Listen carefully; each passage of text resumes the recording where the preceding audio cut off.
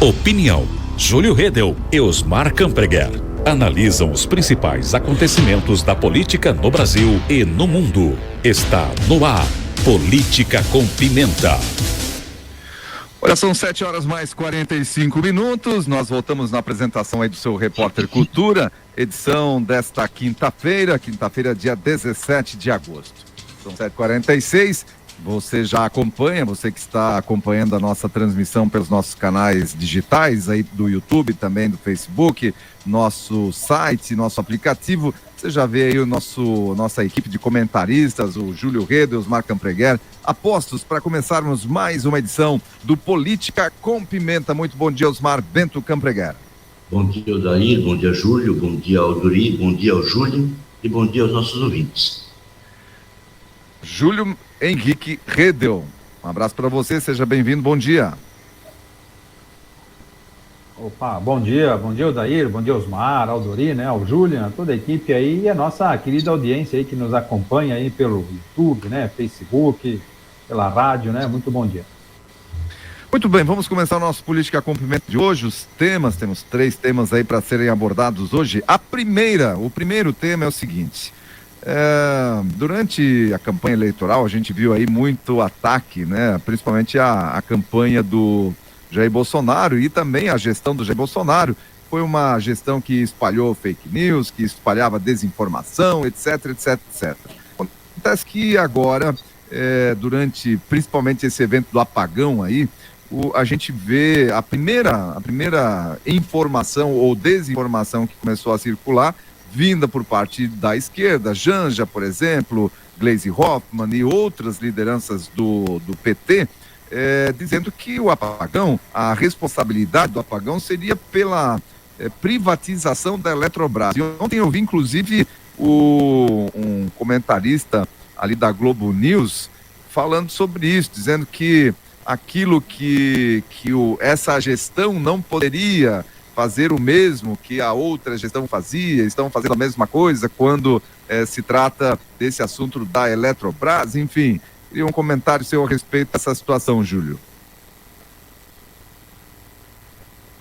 Olha, né, é mais uma narrativa, além de ser aí realmente essa questão da fake news. Mas assim, primeiramente a gente tem que lembrar que aí há dias atrás, 10 dias atrás ali, 12, né, dia 4 de agosto, o Lula assinou um decreto que autorizava aí a compra de energia da Venezuela.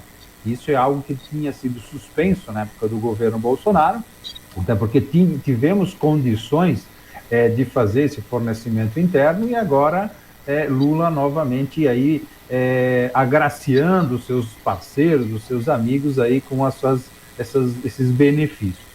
Então esse acho que é o primeiro ponto que leva aí uma certa desconfiança. E agora, com esse apagão, né, ocasionado, segundo aí informações, uma sobrecarga lá na região região norte e no nordeste, né, o Ceará, se eu não estou enganado, mas essa narrativa, né, construir essa questão negativa justamente das privatizações. É porque o governo ele quer emplacar aquele discurso que quando ele cuida das coisas, as coisas ficam boas, mas não é assim que realmente acontece. Aí a gente pergunta, e a falta de água no Nordeste? Então, como é que ficou aquela questão da transposição do Rio São Francisco lá? A gente acompanha em alguns meios da mídia que justamente tem pontos ali que estão parados, né, que estão sem água, inclusive estão danificando, né, estão rachando, estão trincando toda essa estrutura. Ou seja, uma obra que passaram-se mandatos e mais mandatos do PT, e aí chegou o último mandato do Bolsonaro e concluiu a obra. E aí agora novamente tem novamente regiões sem água. Então o governo de esquerda ele cria sua necessidade e agora vai ter a narrativa da própria transposição também, mas o governo vai resolver o problema da água. Novamente vai fornecer carros-pipas. Então, isso é mais um episódio do que vai acontecer, o que a gente acaba assistindo. Então, o Estado, ele controla, ele quer controlar tudo isso e gera essa ineficiência. Eu achei um postzinho esses dias, estava rolando, inclusive, lá no Facebook, que dizia assim, né? Pobre tem computador, tem internet e tem smartphone. Pobre não tem saúde, não tem educação e não tem segurança. Bem, então o que o pobre tem é fruto do capitalismo. E o que o pobre não tem e deveria ter é dever do Estado, que é saúde, educação e segurança. Então esses são os pontos que a gente acaba vendo que o governo quer abraçar, mas ele não consegue atender, infelizmente criando aí essas narrativas. Osmar, como é que você vê tudo isso, essa criação de narrativas, essa desinformação que acontece agora também com relação à situação da Eletrobras e vinda lá das lideranças, né, do atual governo? Quando eu ouço a fala do meu colega, eu tenho vejo ela muito parecida com a fala daquela emissora do centro do país, vou especificar o nome, Jovem Pan.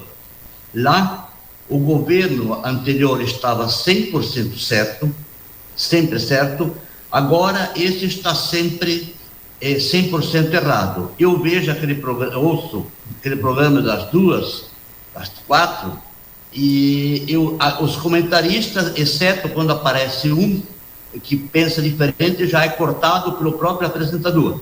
E aquele Piotr parece que tem, assim, ele fica saltitante quando aparece uma notícia que favorece a narrativa dele. Então, o que eu quero dizer? Em primeiro lugar, a fala da Janja, da Gleice, não é fake news.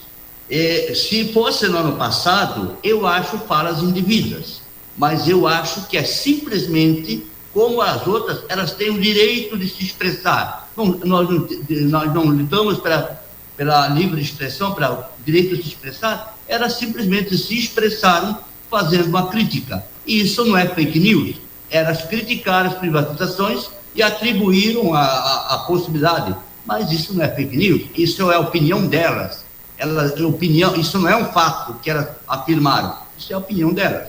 Eu acho que elas deviam ficar quietas e não precisavam falar. Aí se mistura agora a fala de fake news, supostamente, com a transposição do Rio São Francisco. Lógico que tem problema. E esse governo não vai resolver em 6 meses todos os problemas, nem vai resolver em 4, nem em 40. Sempre vai haver problema. Então, esse governo, eu acho ele ruim, ele é um pouquinho melhor do que o outro, porque o outro foi muito ruim. Então, esse aqui é menos ruim, mas continua muito ruim. E ele está sendo bem avaliado porque o outro era muito ruim. Então, essa é a situação. Mas com relação à fala da Janja, eu acho que elas não deveriam falar, mas está dentro da liberdade de expressão que elas podem opinar. Só isso. Liberdade de expressão, sim, elas devem se manifestar, só que, logicamente, tem consequência as manifestações. E só o que está acontecendo é só consequência das manifestações. Ninguém está dizendo que elas são proibidas de se manifestar, mas cada manifestação dentro do posto que cada um alcança e tem as suas devidas consequências, e uma consequência que está tendo, inclusive de alas da imprensa que é mais favorável ao governo, criticando, né, esse posicionamento aí. Então, quem critica... É justo, elas não devem... Eu estou aqui criticando a fala delas, só que não tem nada de extraordinário.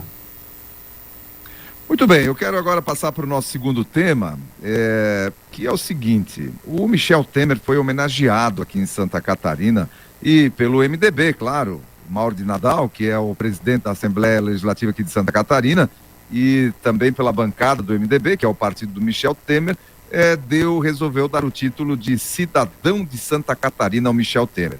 E só para explicar aqui, esse título ele é regido por uma lei estadual, que diz aqui o seguinte: conforme essa lei, essa honraria homenageia pessoas físicas de elevado espírito público e possuidoras de virtudes éticas e de idoneidade moral que têm uma atuação destacada em benefício do Estado e da sociedade catarinense. Osmar, como é que você vê essa honraria recebida pelo Temer?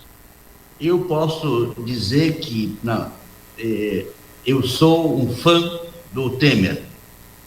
Ele pode ter cometido muitos erros, ser acusado de muita coisa, mas os 2 anos e meio de condução da economia do Brasil por ele foram muito bons. É um conciliador, e ele está dentro do meu conceito, próximo do político que eu acho que deve ser o político que ocupa o Brasil, um liberal e que tem uma pessoa ponderada, que não sai falando pelos cotovelos, como em geral. Então, gosto muito do Temer, eu abomino esse tipo de homenagem, que isso aqui é só para agradar, só para...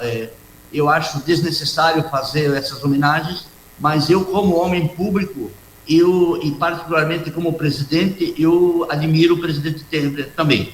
Mas a homenagem eu descarto, porque eu acho tudo mais bajulação. Eu usaria esse termo.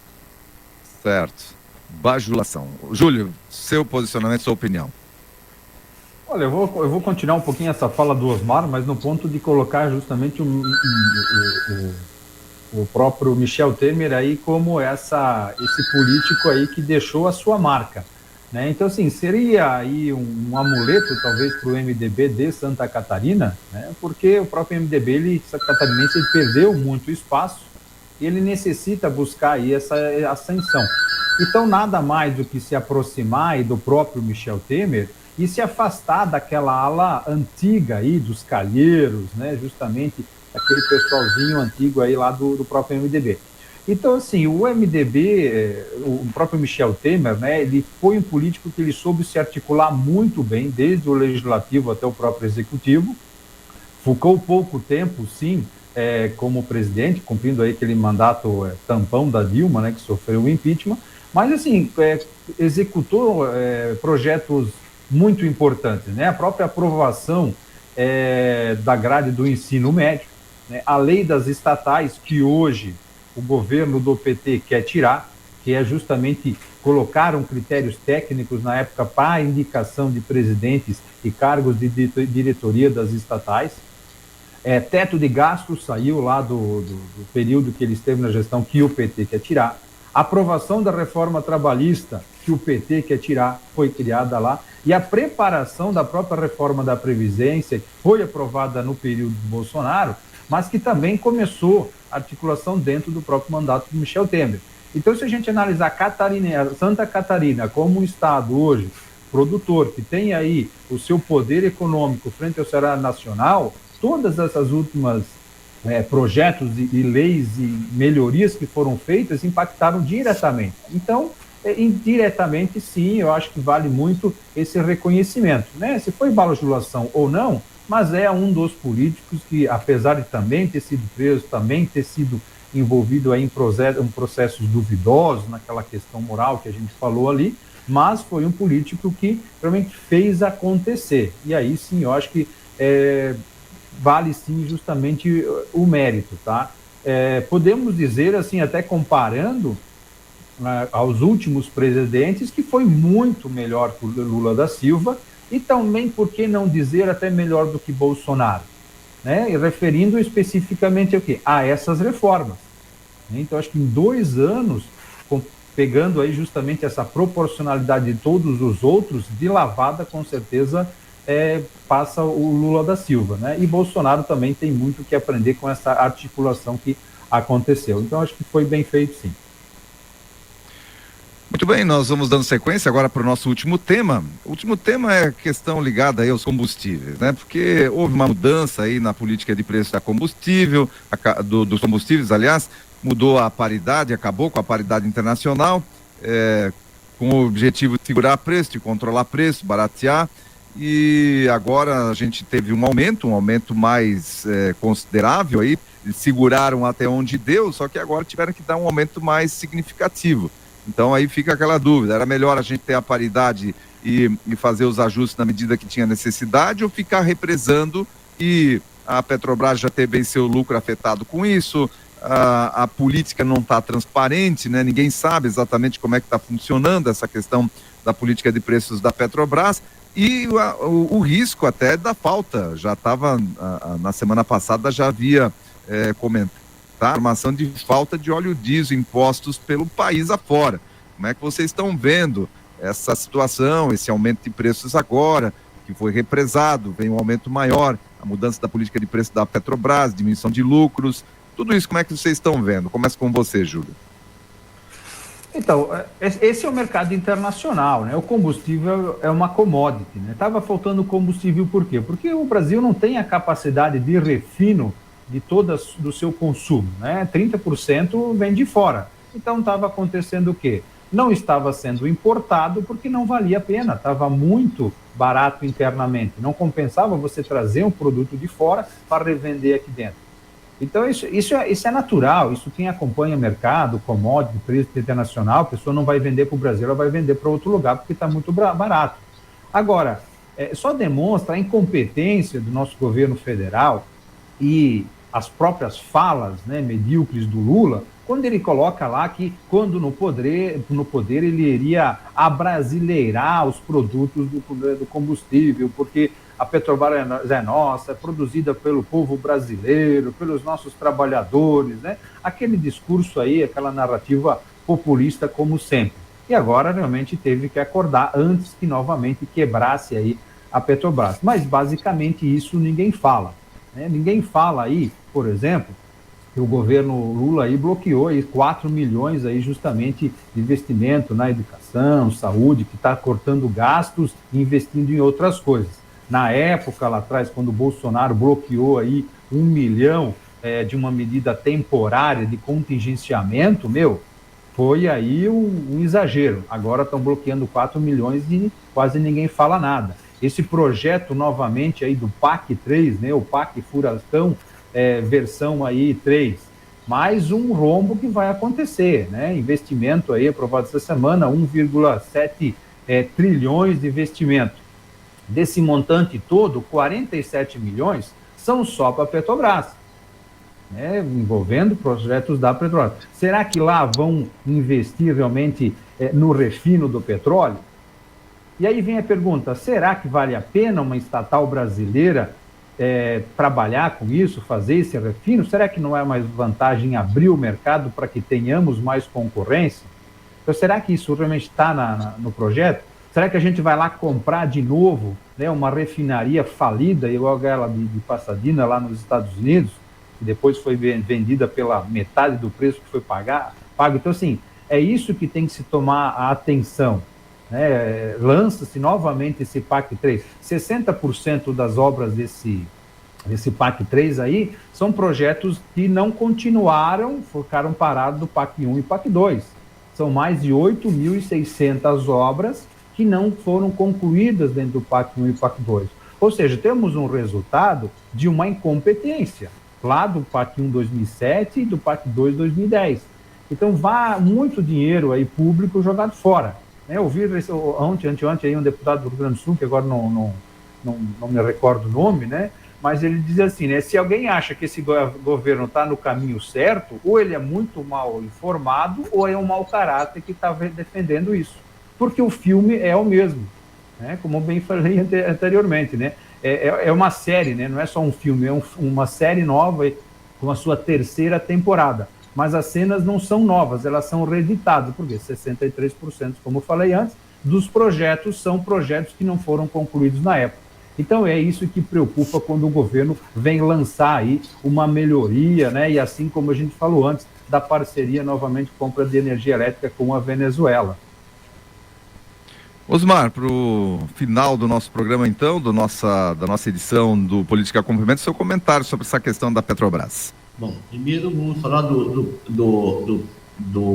da paridade internacional. O governo anterior, ele tirou a pele do brasileiro. Agora recuperaram um pouco a pele e ano passado, num passe de mágica, sacrificaram os estados, retirando os impostos estaduais para reduzir o preço do combustível para poder ganhar a eleição. E no final do ano, antes da eleição, também não foi cumprido a paridade, porque a Petrobras adiou reajuste justamente para favorecer o governo. Esse é um ponto. Eu acho a política da Petrobras difícil de conciliar, porque de fato tem uma importação de 30% que é necessário que ela atinja o mercado. Para a Petrobras não é problema, porque a lucratividade continua, porque a Petrobras, pelo que eu li, ela tem o preço do barril de petróleo está em torno de $30 para ela. Então, ela tem lucro, só que o mercado precisa dos mais 30%, senão vai ter um desabastecimento. Esse é um ponto. Eu penso o seguinte, aquela política de sacrificar o consumidor brasileiro e o país só para privilegiar a Petrobras não podia seguir. Essa política de agora, ela não está seguindo a paridade e também não está seguindo as diretrizes do governo. Então, o governo está tentando encontrar uma fórmula de satisfazer todos os lados, de atender, de certa forma, todos os lados. O mercado, os 30% que precisa, e a Petrobras está sendo atendida porque a Petrobras tem lucro normal. A Petrobras está com o mesmo lucro de 2020, 2021 e 2022 foi um absurdo lucro, porque a Petrobras, o preço do combustível aumentou em mais de 5 vezes a inflação. Então, a Petrobras era um fruto de estabilidade do Brasil. Com o preço que estava sendo praticado, o Brasil ficava à mercê dos especuladores. Com relação à energia elétrica de Roraima, é lógico que o governo vai comprar da Venezuela. A Venezuela é vizinha de Roraima. Então, é mais prático isso do que queimar combustível para produzir energia. Então, eu não acredito que o governo esteja no caminho certo, mas ele está tentando encontrar uma solução para todos esses problemas. Eu não vou dizer que está certo, porque eu não sei qual é o caminho e qual é a solução que vai ser proposta. Mas o que nós não podemos é simplesmente sacrificar os estados, como foi feito ano passado para ganhar a eleição, reduzindo impostos do combustível e sacrificar o estado. Tanto é que o nosso governador já estava reclamando, ele votou a favor de retirar o ICMS e agora estava reclamando que não tinha. Agora os impostos foram repostos e o governo tem que encontrar uma fórmula, e esse produto está defasado porque o combustível já esteve a $70 e hoje exatamente está a $84 o baril. Então, essa é a diferença, embora o mercado diga que é muito maior. Então, eu não sei qual é a solução, mas o governo precisa e está tentando buscar uma compatibilização para atender todas as partes. Muito bem, nós encerramos por aqui então o nosso Política com Pimenta de hoje, agradecendo aí os nossos comentaristas pelos seus comentários, pelas suas opiniões a respeito desses temas que foram propostos hoje nesta edição do Política com Pimenta. Ficamos por aqui. Júlio Redel, um abraço para você, um excelente final de semana, até na terça-feira que vem. Um abraço, Odair, Osmar, a nossa equipe aí e aos nossos ouvintes, um bom finalzinho de semana. Osmar, um abraço para você também, um excelente final de semana. A equipe da Rádio Cultura e os nossos ouvintes, bom final de semana a todos.